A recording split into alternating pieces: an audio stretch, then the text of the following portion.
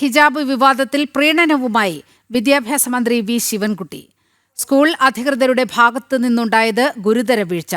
ഹിജാബ് ധരിച്ചതിന്റെ പേരിൽ ക്ലാസിൽ നിന്ന് കുട്ടിയെ പുറത്താക്കിയത് ഗുരുതരമായ കൃത്യവിലോപമാണ്. വിദ്യാഭ്യാസ അവകാശ നിയമത്തിന്റെ ലംഘനവുമുണ്ടായി. ഹിജാബ് ധരിച്ച് സ്കൂളിൽ തുടർ പഠനം നടത്താൻ സ്കൂൾ അനുമതി നൽകണമെന്നും പൊതുവിദ്യാഭ്യാസ മന്ത്രി. വിവരങ്ങളുമായി പ്രജിത്ത് മോഹനൻ ചേരുന്നുണ്ട്. പ്രജിത്ത്, ഈ സമവായത്തിലൂടെ ആ പ്രശ്നം പരിഹരിച്ചതാണ്. അവിടെ വളരെ കൃത്യമായി സ്കൂളിലെ നിയമങ്ങൾ പാലിക്കാമെന്ന് പിതാവും വിദ്യാർത്ഥിനിയും ധാരണയിലെത്തി. പക്ഷേ പിന്നീട് മണിക്കൂറുകൾക്ക് ശേഷം ഇതിൽ ഒരു പ്രീണനവുമായി വിദ്യാഭ്യാസ മന്ത്രി വരുന്നതാണ് നമ്മൾ കണ്ടത്. വിവരങ്ങൾ.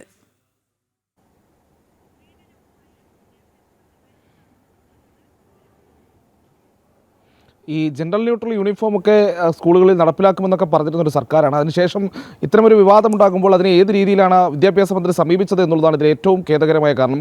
കഴിഞ്ഞ ദിവസം അദ്ദേഹം പറഞ്ഞത് സ്കൂളിനൊരു ഡ്രസ് കോഡ് ഉണ്ടാകും.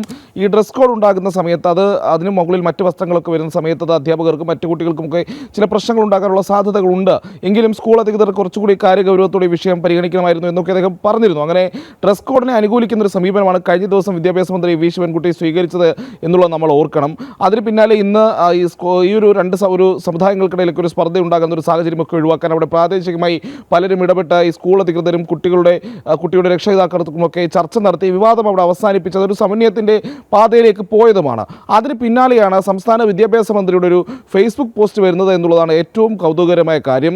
ഒരു വലിയ പ്രശ്നങ്ങളിലേക്ക് കാര്യങ്ങൾ പോകാതെ ഇപ്പോൾ SDP പോലെയുള്ള സംഘടനകളുടെ ഒരു മുതലെടുപ്പിന് ആ വിഷയം ഉണ്ടാകാത്ത പോകുന്ന ഒരു സാഹചര്യം അവിടെ സൃഷ്ടിക്കപ്പെടേണ്ടതിൻ്റെ ഉത്തരവാദിത്തം എല്ലാവർക്കും ഉണ്ടായിരുന്നു. പക്ഷേ വിദ്യാഭ്യാസ മന്ത്രി വീണ്ടും അത് കുത്തിയിളക്കിയിരിക്കുന്ന സാഹചര്യത്തിലേക്കാണ് കാര്യങ്ങൾ കൊണ്ടെത്തിച്ചിരിക്കുന്നതെന്ന് പറയേണ്ടിയിരിക്കുന്നു. അവിടെ ഇനി ആ സ്കൂളിൻ്റെ ഡ്രസ് കോഡിനൊപ്പം ചേർന്ന് നിൽക്കാമെന്ന് അല്ലെങ്കിൽ അത് ധരിച്ച് സ്കൂളിലെത്താമെന്ന കുട്ടിയുടെ മാതാപിതാക്കൾ തന്നെ സമ്മതിച്ച സാഹചര്യം ഉണ്ടായിരിക്കുമ്പോഴാണ് വിദ്യാഭ്യാസ മന്ത്രിയുടേതായ ഒരു ഫേസ്ബുക്ക് പോസ്റ്റ് വരുന്നത്. അതിൽ ഭരണഘടനയിലെ മതസ്വാതന്ത്ര്യമടക്കമുള്ള കാര്യങ്ങളൊക്കെ എടുത്തു പറഞ്ഞുകൊണ്ടാണ് ഒരു ആവശ്യവുമില്ലാത്തൊരു സമയത്ത് ഇത്തരമൊരു നിലപാട് സ്വീകരിച്ചിരിക്കുന്നതെന്ന് നമ്മൾ എടുത്തു പറയേണ്ടിയിരിക്കുന്നു.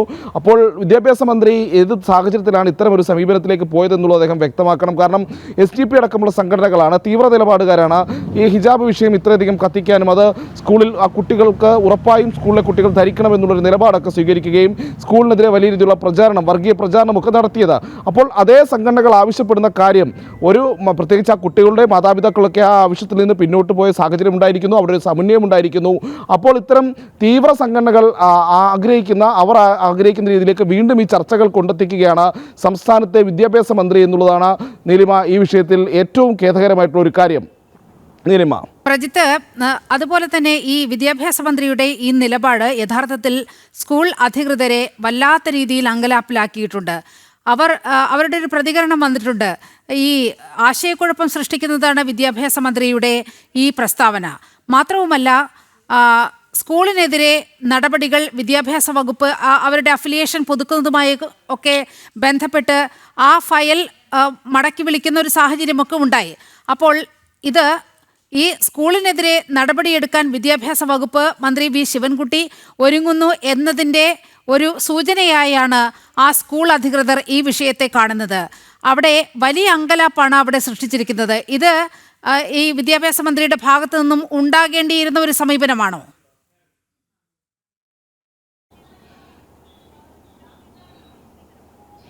ഒട്ടും അങ്ങനെ ആയിരുന്നില്ല എന്നുള്ളതാണ് പറയേണ്ടിയിരിക്കുന്നത് നീലിമ. കാരണം വിദ്യാഭ്യാസ മന്ത്രി ചിന്തിക്കേണ്ടിയിരുന്ന ഒരു പ്രശ്നം അവിടെ പരിഹരിക്കപ്പെട്ട് കഴിഞ്ഞു.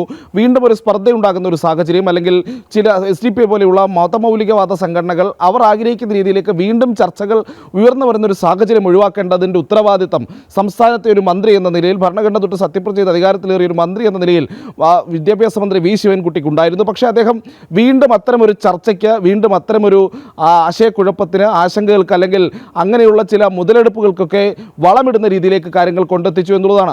ഇപ്പോൾ വരും ദിവസങ്ങളിൽ ഈ സ്കൂളിനെതിരെ നടപടി ഉണ്ടാകുന്ന സാഹചര്യം ഉണ്ടാവുകയും ഇത്തരത്തിലൊരു സമന്വയത്തിൻ്റെ പാതയിൽ എല്ലാവരും ആ പ്രശ്നം പരിഹരിച്ചിരിക്കുമ്പോൾ ആ പ്രശ്നത്തിന് വീണ്ടും ജീവൻ കൊടുക്കുകയും ചെയ്യുമ്പോൾ ഒട്ടും ഗുണകരമല്ലാത്ത ചർച്ചകൾ സമൂഹത്തിൽ ഉണ്ടാക്കാൻ സംസ്ഥാനത്തെ വിദ്യാഭ്യാസ മന്ത്രി മന്ത്രിയുടെ ഭാഗത്തു നിന്നുണ്ടായത് ഒരുതരം കോടതിയെ ലക്ഷ്യം കൂടിയാണ്. കാരണം ഹൈക്കോടതി ഇന്നലെ വളരെ കൃത്യമായി ഈ വിഷയം പരിഗണിച്ചുകൊണ്ട് സ്കൂളിൽ ലോ ആൻഡ് ഓർഡർ സിറ്റുവേഷൻ നിലനിർത്തി പോകേണ്ടതുണ്ട്. അതുപോലെ സ്കൂളിലെ നിയമങ്ങൾ പാലിക്കാൻ വിദ്യാർത്ഥികൾക്ക് ബാധ്യതയുണ്ട്. അവിടെ സ്കൂളിൽ ഒരു യൂണിഫോം ഉണ്ടെങ്കിൽ ആ യൂണിഫോം ധരിച്ചു തന്നെ വരണം എന്നുള്ള രീതിയിൽ വളരെ കൃത്യമായ നിലപാട് ഹൈക്കോടതി ഈ വിഷയത്തിൽ പറഞ്ഞിട്ടുള്ളതുമാണ്. അപ്പോൾ ഒരു കോടതി അലക്ഷ്യ നടപടിയിലേക്ക് വരെ നീളുന്ന വിധത്തിൽ വി ശിവൻകുട്ടിയെ ഇത്തരത്തിൽ ഒരു ഫേസ്ബുക്ക് പോസ്റ്റിന് പ്രേരിപ്പിച്ചതിന് പിന്നിൽ മറ്റൊന്നുമല്ല, വളരെ കൃത്യമായി ഒരു സമുദായത്തെ പ്രീണിപ്പിച്ചു നിർത്താൻ മന്ത്രി ശ്രമിക്കുന്നു, വിദ്യാഭ്യാസ മന്ത്രി ശ്രമിക്കുന്നു. അതല്ലേ നമുക്ക് ഇതിലൂടെ കാണാൻ കഴിയുന്നത്.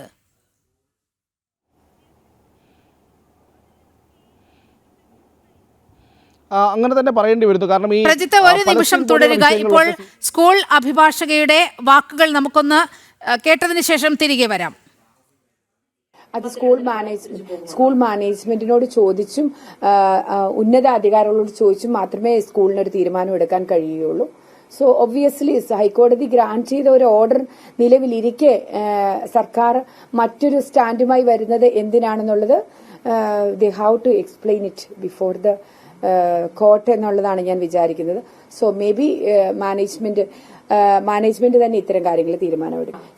ദ മാറ്റർ വാസ് സെറ്റിൽഡ് അമിക്കബിളി, ഒരു അമിക്കബിൾ സെറ്റിൽമെന്റിൽ വന്ന ഒരു കാര്യമായിരുന്നത്. ഈ കുഞ്ഞ് ത്രൂ ഔട്ട് അവരുടെ യൂണിഫോം അവർ പ്രിസ്ക്രൈബ് ചെയ്ത യൂണിഫോമിൽ തന്നെയാണ് അറ്റൻഡ് ചെയ്തിരിക്കുന്നത്. സോ ഇതിനെ ഒരു വിഷയമാക്കേണ്ടിയിരുന്നത് മറ്റേതോ വർഗീയ ശക്തികൾക്ക് തന്നെയാണെന്ന് തന്നെയാണ് ഞാൻ വിശ്വസിക്കുന്നത്.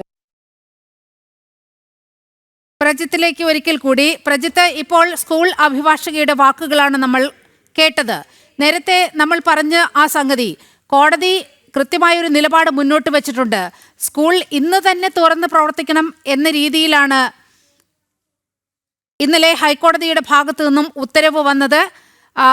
ഇത്തരത്തിൽ ഹിജാബ് ധരിക്കേണ്ടതില്ല, സ്കൂൾ യൂണിഫോം, സ്കൂളിൻ്റെ നിയമങ്ങൾ എന്താണോ അത് പാലിക്കണമെന്നാണ് വളരെ കൃത്യമായി ഹൈക്കോടതി പറഞ്ഞത്. അപ്പോൾ അത്തരത്തിലൊരു ഉത്തരവ് നിലനിൽക്കെ ഇങ്ങനെ എന്തുകൊണ്ട് വിദ്യാഭ്യാസ മന്ത്രി ഒരു നിലപാടെടുത്തു എന്ന ചോദ്യമാണ് സ്കൂൾ അഭിഭാഷക പോലും ഉന്നയിക്കുന്നത്. പ്രജിത്ത്,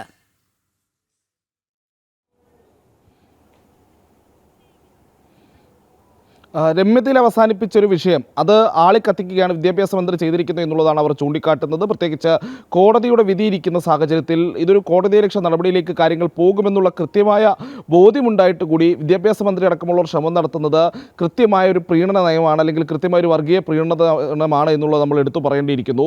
ചില ഇസ്ലാമിക തീവ്ര സംഘടനകളെയൊക്കെ പ്രീണിപ്പിച്ച് അവരുടെ വോട്ട് ബാങ്ക് നേടാനുള്ള പല ശ്രമങ്ങളും തെരഞ്ഞെടുപ്പെടുത്തിയിരിക്കുന്ന സാഹചര്യത്തിൽ സർക്കാരിൻ്റെ ഭാഗത്തു നിന്നുണ്ടാകും. പക്ഷേ അതിന് ഹൈക്കോടതി ലക്ഷ്യം പോലെയുള്ള ഗുരുതരമായിട്ടുള്ള പ്രവർത്തികളിലേക്ക് പോലും സർക്കാർ പോകുന്നു, അല്ലെങ്കിൽ വിദ്യാഭ്യാസ മന്ത്രിയെ പോലെയുള്ളവർ പോകുന്നു എന്നുള്ളതാണ് ഈ ഘട്ടത്തിൽ എടുത്തു പറയേണ്ടത്. വിദ്യാഭ്യാസ മന്ത്രിയുടെ കഴിഞ്ഞ കുറേ കാലത്തുള്ള പല നിലപാടുകളും ഇത്തരത്തിൽ തീവ്ര മുസ്ലിം സംഘടനകളെയൊക്കെ പ്രീണിപ്പിക്കുന്നതായിരുന്നു എന്നുള്ളതും നമ്മൾ മറന്നു പോകരുത്. അത്തരം നിലപാടുകൾ അദ്ദേഹം ആവർത്തിച്ചു കൊണ്ടിരിക്കുകയാണ്. പക്ഷേ ഇതിൽ ഏറ്റവും ശ്രദ്ധേയമായിട്ടുള്ള കാര്യം കോടതി ഇടപെട്ട് കോടതി ഒരു നിർദ്ദേശം നൽകിയ സാഹചര്യത്തിൽ ആ നിർദ്ദേശത്തിൻ്റെ അടിസ്ഥാനത്തിൽ ആ രക്ഷിതാക്കളും അവർ ആ സ്കൂളിൻ്റെ ഡ്രസ് കോഡ് അംഗീകരിക്കാൻ തയ്യാറായ ഒരു സാഹചര്യം പ്രാദേശികമായ ചില ചർച്ചകൾക്കൊടുവിൽ സാധ്യമാക്കുകയും ചെയ്തിടത്താണ് വിദ്യാഭ്യാസ മന്ത്രിയുടെ അനവസരത്തിലുള്ള അനാവശ്യമായിട്ടുള്ള ഒരു ഫേസ്ബുക്ക് പോസ്റ്റ് എന്നുള്ളതാണ്. അതിൽ അദ്ദേഹം ഈ പറയുന്ന രീതിയിൽ ചില മതവികാരങ്ങളൊക്കെ പൊള്ളാനുള്ള, അല്ലെങ്കിൽ മതവികാരങ്ങളൊക്കെ ഒന്ന് വ്രണപ്പെടുന്ന സാഹചര്യമോ അല്ലെങ്കിൽ ആ രീതിയിലേക്ക് ഒരു വൈകാരികത ഉണ്ടാക്കാൻ സഹായിക്കുന്ന ചില കാര്യങ്ങൾ അദ്ദേഹം ആ പോസ്റ്റിൽ ഉൾപ്പെടുത്തിയിട്ടുണ്ട്. സ്വാതന്ത്ര്യത്തെ പറ്റിയൊക്കെ അദ്ദേഹം അതിൽ വാചാലനായിട്ടുണ്ട്. പക്ഷേ ഈ സമയത്ത് അത്തരം ഒരു പോസ്റ്റ് ആവശ്യമുണ്ടായിരുന്നോ എന്നുള്ളത് പ്രധാനപ്പെട്ട ചോദ്യമാണ്.